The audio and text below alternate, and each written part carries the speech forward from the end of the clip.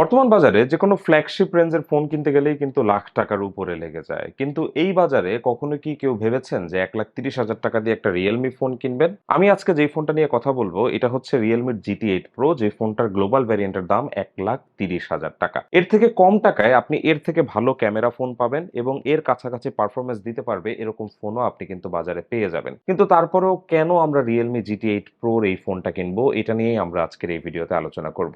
ভিডিওটা সম্পূর্ণ শুরু করার আগে আপনাদেরকে জানিয়ে দিতে চাই এই ফোনটা আপনারা পেয়ে যাবেন আনবক্সিং টেক থেকে। টানা অনেকদিন মোবাইল ফোনের মার্কেট বন্ধ ছিল, যে কারণে আপনারা অনেকেই কিন্তু মোবাইল ফোন কিনতে পারেননি। কাজেই এখন যারা আনঅফিসিয়াল ফোন কিনতে চাচ্ছেন তাদের জন্য কিন্তু এখন ভালো সময় মোবাইল কেনার। কাজেই আমি মনে করি ফোন কেনার ইচ্ছা থাকলে আপনারা এখনই কিনে নিতে পারেন। Realme GT8 Pro এর এই ফোনটা আমার কাছে খুব ভালো লেগেছে ইন টার্মস অফ ডিজাইন। ডিজাইনের মধ্যে একটু নতুনত্ব আছে। অন্য সব ফোনেই আমরা ঠিক একই প্যাটার্নের ডিজাইন দেখলেও এই ফোনটার ডিজাইনটা একটু আলাদা রকমের। এখন আলাদা হলেই যে সুন্দর হবে বা ভালো লাগবে ব্যাপারটা কিন্তু তেমন না। ঠিক একইভাবে আমার কাছেও এই ডিজাইনটা যে খুব ভালো লেগেছে তা আমি বলতে পারবো না। বিশেষ করে ক্যামেরার যে ডিজাইনটা এখানে দেওয়া হয়েছে, এই ডিজাইনটা আমার কাছে ব্যক্তিগতভাবে ভালো লাগেনি। এবং যেহেতু এখানে আপনি ক্যামেরার অনেকগুলো শেল পেয়ে যাবেন, সাথে চেঞ্জ করতে পারবেন চাইলে, যেগুলো গ্লোবাল ভ্যারিয়েন্টের ফোনের বক্সের সাথে থাকে না, আপনাকে হয়তো আলাদা করে পারচেজ করে নিতে হতে পারে। তবে আমার প্রশ্ন হচ্ছে যে কে বা কারা বারবার ক্যামেরার এই যে মডিউলটা আছে সেটা চেঞ্জ করতে চায়? কারণ এর জন্য আপনাকে আলাদা স্ক্রু দিয়ে এটা খুলতে হবে, তারপরে আবার নতুন ক্যামেরা ডিজাইন লাগাতে হবে। Two be honest,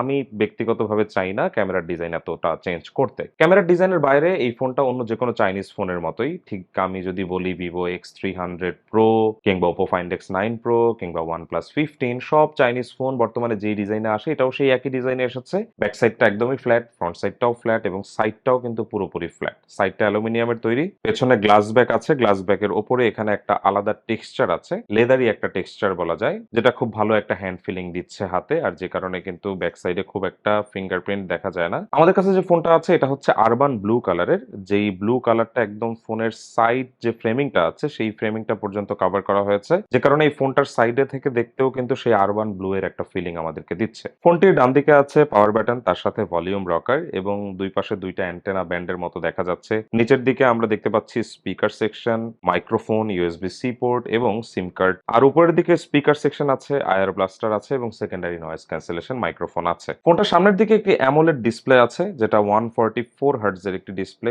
HDR10+ supported এবং HDR Vivid supported, Dolby vision support আছে এই ডিসপ্লেতে। 7000 নিটস পর্যন্ত ম্যাক্স ব্রাইটনেস জেনারেট করতে পারে আউটডোরে, বাট ইনডোর সিচুয়েশনে সাধারণত 2000 নিটস পর্যন্ত থাকে। ডিসপ্লেটার স্ক্রিন সাইজ 6.7 ইঞ্চেস আর screen to body ratio close to 91%। ডিসপ্লেটার রেজোলিউশন 1440 বাই 3136 পিক্সেলস, যেখানে PPI density is close to 508। Protection হিসেবে ডিসপ্লেটার উপরে থাকছে কর্নিং গরিলা গ্লাস 7i এর প্রোটেকশন। তবে যেহেতু ডিসপ্লেটা ফ্ল্যাট তাই এর উপরে স্ক্রিন প্রোটেক্টর ইনস্টল করা ইজি হবে, তাই অবশ্যই আপনারা একটা স্ক্রিন প্রোটেক্টর ইনস্টল করে নেবেন এই ফোনটার উপরে। ডিসপ্লেটা আমার কাছে সত্যিই ভালো লেগেছে। উপরের যে ইন ডিসপ্লে ক্যামেরা সেন্সরটা আছে, ফ্রন্ট ক্যামেরাটা, সেটাও বেশ সাইজে ছোট, যে কারণে এই ডিসপ্লেটা খুব ভালো একটা ইমার্সিভ এক্সপেরিয়েন্স আমাদেরকে দিয়েছে। Content watching experience was really good in this phone. আপনি যে কোনো HDR কন্টেন্ট দেখতে পারবেন। এর পাশাপাশি ওভারঅল এই ফোনটার যে টাচ রেসপন্স ছিল তাও আমাদের কাছে বেশ ভালো লেগেছে। 144 হার্টজ এর এই রিফ্রেশ রেটটি সব অ্যাপ্লিকেশনে অ্যাপ্লিকেবল ছিল না। স্বাভাবিকভাবেই সব অ্যাপ্লিকেশন এখনো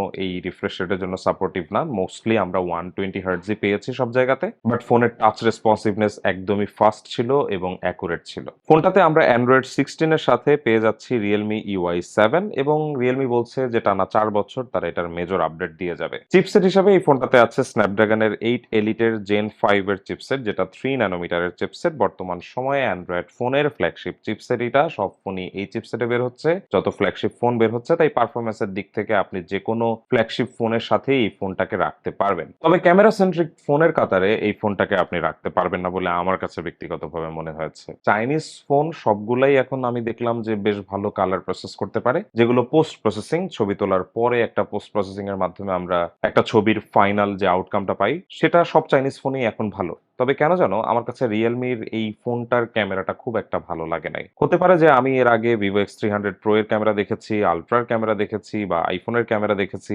সেই দিক থেকে কম্পেয়ার করলে ডেফিনেটলি এইটার ক্যামেরাটা খুব একটা ভালো না। এর থেকে Oppo Find X9 Pro এর ক্যামেরা হাজার গুণে ভালো লেগেছে আমার কাছে। আর আমাদের দেশে বর্তমানে আমরা সবাই কিন্তু ফোন কিনতে চাই ক্যামেরা সেন্ট্রিক, আর ৳১,৩০,০০০ দিয়ে একটা গ্লোবাল ভ্যারিয়েন্টের ফোন কিনবো যেটার ক্যামেরা যদি ভালো না হয়, তাহলে আমার মনে হয় যে এই ফোনটা অনেক দিক থেকে আমাদের দেশে পিছিয়ে থাকবে। ফোনটাতে মেইন ক্যামেরা সেন্সর হিসেবে থাকছে 50 মেগাপিক্সেলের একটি সেন্সর, যার অ্যাপারচার 1.8, 22 মিলিমিটার ফোকাল লেন্থে আপনি এখানে ছবি তুলতে পারছেন। আর এখানে যে পেরিস্কোপ টেলিফোটো ক্যামেরা সেন্সরটা আছে, এটা 200 মেগাপিক্সেলের পেরিস্কোপ টেলিফোটো ক্যামেরা সেন্সর, যেটার অ্যাপারচার 2.6 এবং এর ফোকাল লেন্থ শুরু হচ্ছে 65 মিলিমিটার থেকে। এর মানে হচ্ছে 3x অপটিক্যাল জুম থেকেই কিন্তু আপনি পেরিস্কোপ টেলিফোটো ক্যামেরা সেন্সর দিয়ে ছবি তুলতে পারবেন। এর পাশাপাশি এখানে যে আল্ট্রা ওয়াইড ক্যামেরা সেন্সরটা আছে, এটা 50 মেগাপিক্সেলের একটি ultra wide camera sensor, aperture 2 এবং এখানে আপনি 16 মিলিমিটার ফোকাল লেন্থে ছবি তুলতে পারবেন। আর 116 degree ultra wide field of view আপনি এই আল্ট্রা ওয়াইড ক্যামেরাটা দিয়ে ক্যাপচার করতে পারবেন। এখানে রিকো লেন্স ব্যবহার করা হয়েছে। ক্যামেরার সাথে আপনি এলইডি ফ্ল্যাশ লাইট পেয়ে যাবেন, এইচডিআর পেয়ে যাবেন, প্যানোরামা পেয়ে যাবেন এবং সুইচেবল ক্যামেরা বাম্পও আপনি পেয়ে যাবেন, যেটার কথা আমি একদম ভিডিও শুরুতেই বলেছি। ফোনটাতে আপনি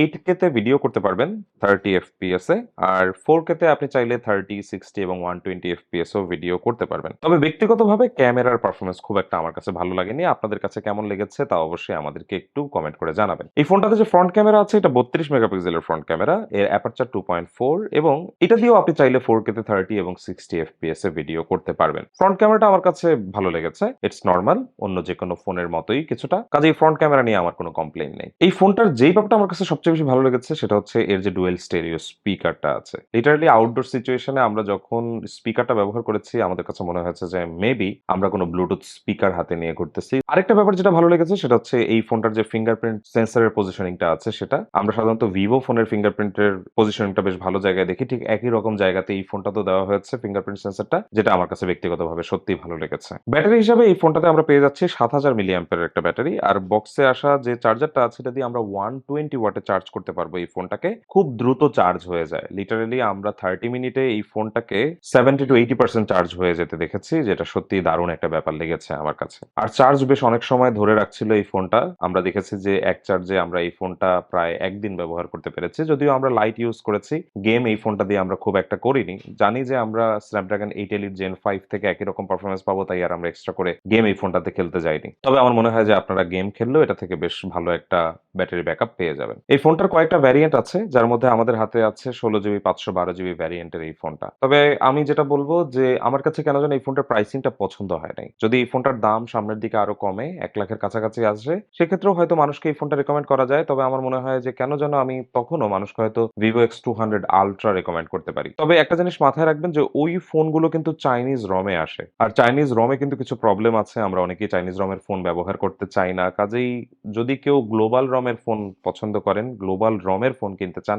সেক্ষেত্রে আমার মনে হয় যে চয়েসে আপনাকে হয়তো এই ফোনটা রাখতে হবে। তবে আমার মনে হয় যে এর বাইরেও আরো অনেক ভালো ফোন আছে বাজারে কেনার মতো। যেমন আমি বারবার বলছি যে Vivo X300 Pro বা X200 Ultra, এমনকি Oppo Find X9 Pro, even OnePlus 15 ও বেশ ভালো চয়েস হতে পারে। তবে আপনি যদি রমের ক্ষেত্রে স্যাক্রিফাইস করতে পারেন, গ্লোবাল ভ্যারিয়েন্টের রম ছাড়াও যদি আপনি ফোন ব্যবহার করতে পারেন, সেক্ষেত্রে আপনি ওই ফোনগুলোকেই কিন্তু অনেক কম দামে পেয়ে যাবেন এবং সেই ফোনগুলো থেকে আপনি ভালো ক্যামেরা পারফরম্যান্সও পাচ্ছেন। ওভারঅল ফোনের পারফরম্যান্সও বেশ ভালো পাবেন। এমনকি ডিজাইন ওয়াইজও ওই ফোনগুলো কোনোভাবেই এই ফোনটার থেকে পিছিয়ে থাকবে না। তবে দিন শেষে চয়েস আপনার। কমেন্ট করে আপনি অবশ্যই জানাবেন যে আপনি রিয়েলমির এই GT8 Pro ফোনটা কিনতে চান কিনা, বা আল্টিমেটলি এই নতুন ক্যামেরা বাম্পের যে ডিজাইন চেঞ্জিং এর একটা অপশন রিয়েলমি দিয়েছে, এটা আল্টিমেটলি আপনার খুব একটা প্রয়োজনীয় কিনা বা আপনার ভালো লাগলো কিনা। তো বন্ধুরা, সবাইকে অসংখ্য ধন্যবাদ ভিডিওটি দেখার জন্য।